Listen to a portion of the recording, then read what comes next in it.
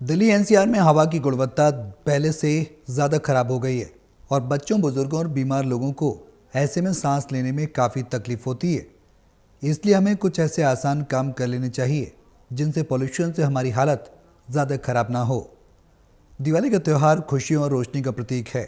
घरों में लाइटें, रंगोली और मिठाइयाँ बनाई जाती हैं। लेकिन हर साल दिल्ली एनसीआर में दिवाली का समय वायु प्रदूषण के लिए चुनौती बन जाता है। हालांकि दिल्ली एनसीआर में हवा के जहरीले होने से सेंट्रल पॉल्यूशन कंट्रोल बोर्ड ने भी नज़र रखी है। रविवार को सुबह दिल्ली के अक्षरधाम इलाके में AQI 426 दर्ज किया गया, जो एक खतरनाक कैटेगरी में आता है। पटाखों और धूल मिट्टी के कारण हवा बेहद गंदी हो जाती है। इस प्रदूषण से बच्चों, बुजुर्गों और बीमार लोगों को खासतौर पर खतरा होता है। उनको सांस लेने में तकलीफ होती है। इसलिए अगर आप नहीं चाहते कि पॉल्यूशन से परिवार की हालत खराब हो जाए, तो कुछ ज़रूरी काम हैं जो करने चाहिए। घर, गली और बालकनी की सफाई करना बेहद ज़रूरी है। कूड़ा कचरा धूल हवा को और ख़राब कर देते हैं। साफ सफाई करने से हवा में धूल कम होती है और पटाखों से निकलने वाले धुआं भी हमारे फेफड़ों पर असर डालता है। पेड़ और पौधे हवा को साफ करने में मदद करते हैं। इसलिए जितना हो सके हमें अपने आसपास पेड़ पौधे लगाने चाहिए। अगर आपके पास गार्डन या बालकनी में पौधे हैं तो उन पौधों को साफ रखें। वहां जाकर आप ताज़ी हवा ले सकते हैं और पॉल्यूशन के असर को कम कर सकते हैं। आजकल बाजार में कई तरह के कम धुएं वाले और इको फ्रेंडली पटाखों का इस्तेमाल भी प्राथमिकता मानी जा रही है।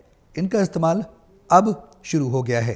इनका इस्तेमाल करने से धुआं भी बेहद कम होता है और आपका परिवार भी सुरक्षित रहता है, एक्सपर्ट्स बताते हैं। इसके अलावा घर में लाइट और दिए से भी दिवाली का मज़ा लिया जा सकता है। जितना हो उतना हमें सावधानी बरतनी चाहिए। हवा की गुणवत्ता पर प्रतिकूल असर को कम करना चाहिए। धुआं और धूल से आंख, नाक और गली में जलन होती है। इसलिए घर में एयर प्यूरीफायर और ह्यूमिडिफायर लगाना फ़ायदेमंद रहता है। ये घर की हवा को साफ और सुरक्षित बनाए रखने में मदद करते हैं। प्रदूषण के बढ़ने में ट्रैफिक और फैक्ट्रियों का भी असर काफ़ी देखा गया है।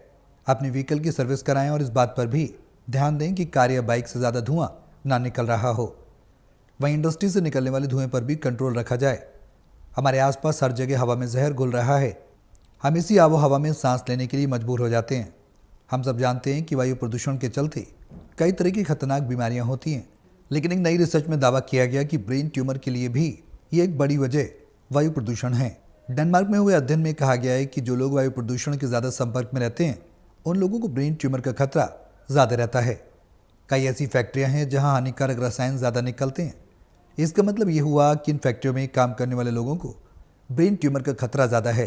रिसर्च के मुताबिक वायु प्रदूषण के कारण मेंजिनियोमा नामक ब्रेन ट्यूमर होता है। ये नॉन कैंसरस है, लेकिन एक गंभीर ट्यूमर है। ये अध्ययन न्यूरोलॉजी नामक जर्नल में प्रकाशित हुआ। रिसर्चर्स ने वायु प्रदूषण का लंबे समय तक हेल्थ पर पड़ने वाले असर पर भी रिसर्च किया। इसमें देखा गया कि ट्रैफिक से निकलने वाला उत्सर्जन, डीजल, धुआं और स्मोक और वाहन धुएं में पाए जाने वाले अल्ट्राफाइन कणों का सेहत पर बड़ा नुकसान होता है। ऐसे में वायु प्रदूषण को कम करें, कम करने में सहयोग दें, खुद भी सुरक्षित रहें और अपने परिवार को भी सुरक्षित रखें।